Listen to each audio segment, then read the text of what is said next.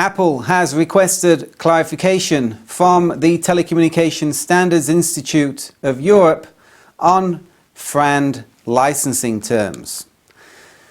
Now, Motorola, which is just in the process of being acquired by Google, has demanded 2.25% licensing royalty from Apple on Apple's sale of iPhones. Samsung has requested 2.4% from Apple on every patent, on each of Samsung's patents.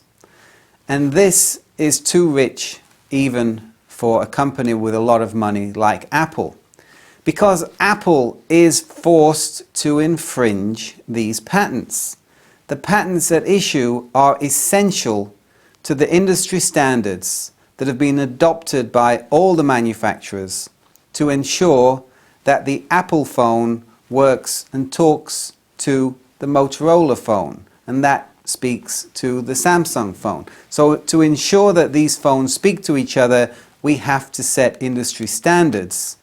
And when the industry standards are set, certain patents that are necessary to implementing the standard, they're considered essential, and they, under the terms of the standards bodies, have to be licensed to members of the standards body on a FRAND basis. They have to be licensed in a way that is fair, reasonable, and non-discriminatory. Now, the meaning of fair is not really at dispute too much here. Basically, what it means is the patents are made available to all the cell phone manufacturers. It means the patents cannot be bundled together with unessential patents. They can't be attached to a free grant back to the licensor. The patents are available individually, and they're available to all the members on a fair basis. Now, what is reasonable? Reasonable is one of these words that you hear a lot in law school. A lot of the rules and regulations are based on what is reasonable, and in many cases it's a punt. Essentially, when you dig down, basically they say, well, what's reasonable is what is not unreasonable. In some legal areas, the word reasonable has been well defined, and this is really where the problem lies, and this is what Apple is asking Etsy to resolve here. Non-discriminatory, the other component of FRAND, basically means there's a level playing field for all the competitors. Now, this doesn't mean that there's a single price set for each patent. What it means is that a company like Samsung, for example, can set a scaled pricing based on volume and have a company that's involved in higher volumes paying a lower or different price to somebody that's shipping lower volumes. But what it means is Samsung cannot force Apple to pay more than it would force another company to pay with similar volumes. So, what was Apple's request to Etsy? Firstly, they're looking for an appropriate royalty rate, a rate that's relative to all the essential patents in the standard.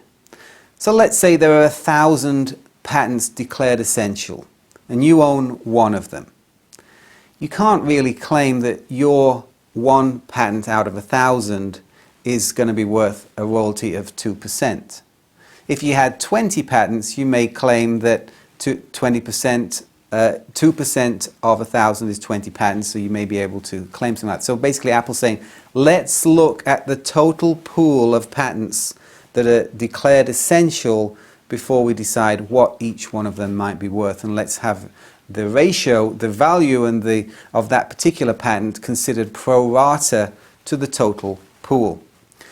The second thing that Apple's looking for is a common royalty rate based on an industry standard sales price, not a specific product price like the iPhone. So for example, if the iPhone is selling for $800 and the average price of a cell phone is $200, what Apple's saying is charge me the royalty rate based on the $200 average industry price, not on the $800 I'm able to charge because I've added all these extra features over and above the standard communications capabilities. So Apple's asking for a common royalty rate based on an industry standard sales price. And the other thing Apple's looking for is a rule that prevents the patent holder from requesting an injunction. Basically, what Apple's saying here is that we're prepared, let's focus these discussions on paying a reasonable royalty. If you're going to go to court and request a reasonable royalty from me, then you should not be able to ask the court to block my sales of iPhone in a particular country or a particular jurisdiction. Let's take injunctions off the table and leave this as a discussion for damages and royalties. Now, as with all these patent war situations in the smartphone business, billions of dollars are at stake. The royalties on the Apple iPhone, if you take the iPhone and the iPad, you're looking at something like $150 billion in sales this year. And 1% of that is obviously $1.5 billion. So billions of dollars are at stake with these patent licensing issues.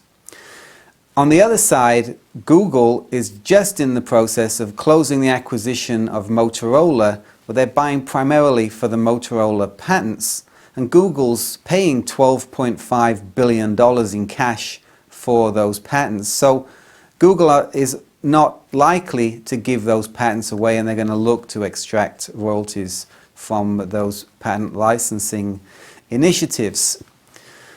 So the standards bodies are, as well as the courts, are becoming powerful in the patent wars. The letter from Apple was to the standards body requesting clarification on what the meaning of FRAND is when it comes to licensing patents. Now, all weapons of litigation today, clearly, even FRAND patents that are intended to be shared fairly, are being called on by adversaries as these patent wars in the smartphone business heat up.